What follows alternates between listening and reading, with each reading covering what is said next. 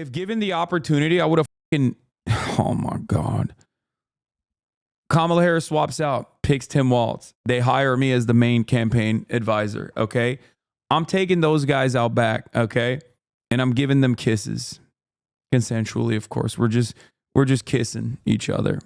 I'm taking my shirt off, you know, slow motion style. I learned how to fucking take my shirt off in a sexy way.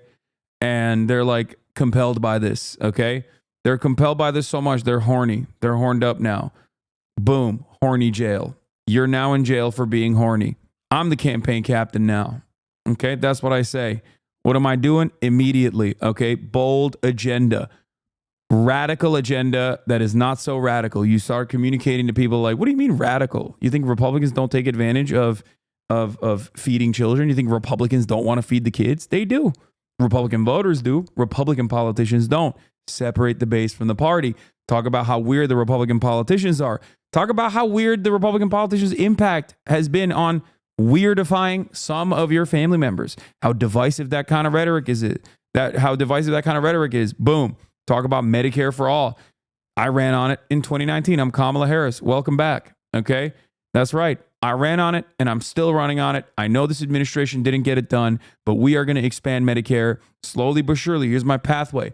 Expansion starts with 55. The moment that I'm president, I'm signing into law the expansion of Medicare all the way down to the age of 55. Okay? We're putting dental in there. We're putting vision in there. You know what I mean? Our elderly need that shit. I'm doing that. Boom, boom, boom. Okay? Oh, you don't like that? Guess you want to fucking kill old people. Okay? Roe v. Wade. Codifying that shit. Doesn't even matter. We need to turn these down ballot races in our favor. Okay? We need to swing the fucking Senate blue. And with that slim majority with my main man, Tim Walz, who did this in motherfucking Minnesota, we are going to do the same thing. We're going to turn the entire country into Minnesota. One fucking seat is all that matters. Okay? Whether it comes from the independent in Nebraska or not, doesn't matter. Okay? We're going to have that one fucking extra seat and we're going to start making changes in the goddamn country. Speaking of changes in the goddamn country, Joe Biden, he's old. That's why I'm running for president right now. Okay? I'm Kamala Harris. Remember, Joe Biden is old. That's why the people wanted me to be the person for the right moment. A lot of people are saying we need change. And by God, we are not going back. That was a good message. We're not going back. We're looking forward. Okay? What are we going to do in terms of looking forward? This Israel stuff, it's out of control. We need to restrain our ally. Israel has a right to defend itself. Sure, whatever, fine. But the reality is, this has gone above and beyond. This is no longer self-defense. We got to change that. America is a fucking shining beacon of light and all things holy and justice. And God bless America and God bless our fucking troops. All right? Can't do this no more. Israel, come here.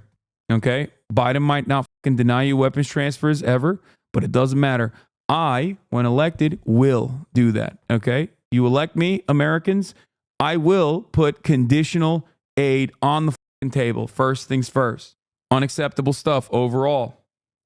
On the economy front, we're going after price gougers. Don't even need to change that. That was fantastic. That was one of the best fucking ways to message that issue overall. We're going after price gouges. Okay? What is this shit? Price gouging is illegal. They do it. These corporations do it in times of need, in hurricanes and whatnot. But they also do it when there isn't a fucking hurricane. Why is that acceptable? It's already in the law. I'm going to fucking enforce that law. All right? I would talk about Republicans constantly talk about fentanyl deaths in this country. Guess whose administration, as a matter of fact, lowered fentanyl overdoses in this country for the first time in decades? My administration did that shit. Why do you never hear about it from the motherfucking Democratic Party? Why? Why is that not a thing that they talk about? Insane, okay? Speaking of fentanyl deaths, Republicans keep lying about immigration being a reason for why there's so much fentanyl coming into this country. Turns out, I was a prosecutor. I prosecuted transnational gangs, okay? And when I was doing that, you know what I realized? You know who was trafficking the fucking drugs? American citizens, okay? A crime is a crime. Doesn't matter if an immigrant is doing it. Doesn't matter if an American citizen is doing it. I'm the fucking top cop, okay? Time to do some top cop shit. Let's be real. Let's be honest. 90% of the fucking drugs being trafficked over the border are not by immigrants, okay? They're American citizens. So we are going to We are going to take a look at our border apprehensions, but our border strategy overall is completely busted. Republicans want you to hate your neighbors. Okay. I, Kamala Harris, don't believe that. I'm the daughter of immigrants. I am running for the highest office right now. That's what makes America great. The idea that you can fucking have two people from entirely different parts of the planet come together, become American citizens, and then give birth to an American citizen herself who can, reach the highest office. I'm in striking distance of the highest office. This is what makes America great. Okay. It doesn't matter if you're from Ireland. It doesn't matter if you're from Poland. It doesn't matter if you're from Greece. It doesn't matter if you're from Nigeria. Okay.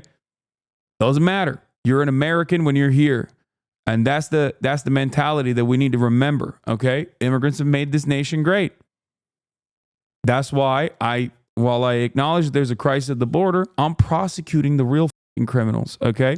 The people that are trafficking the drugs over the border, but also I'm prosecuting the people that have been human trafficking migrants as a political pawn. Greg Abbott, come over here. Okay. Come over here.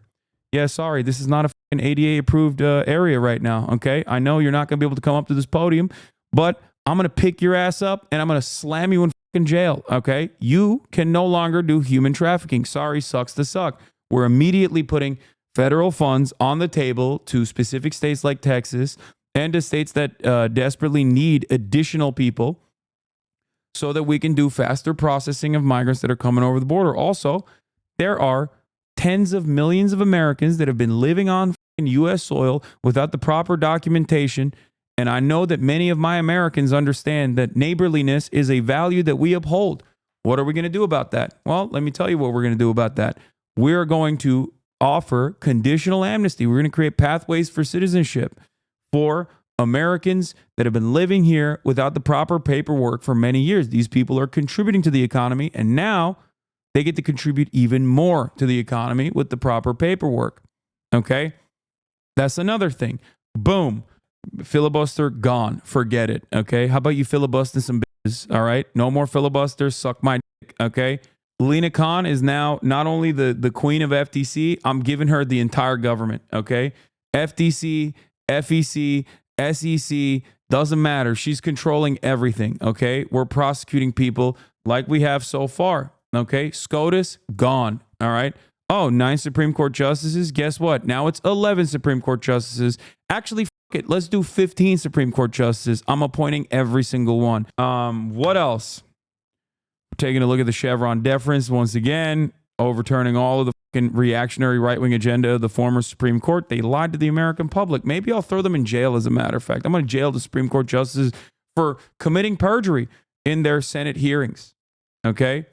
They committed perjury in their Senate hearings. They lied to the American public. The American public voted democratically to put me in office, and the American public democratically keep voting in every single state to restore Roe v. Wade. What does that say? Why are we being led by 9 fucking dickheads in robes? Okay, you're going to jail. 3 of you at least are going to jail because all 3 of you lied and said that the Roe v. Wade decision was a super precedent. We're not touching that. Okay.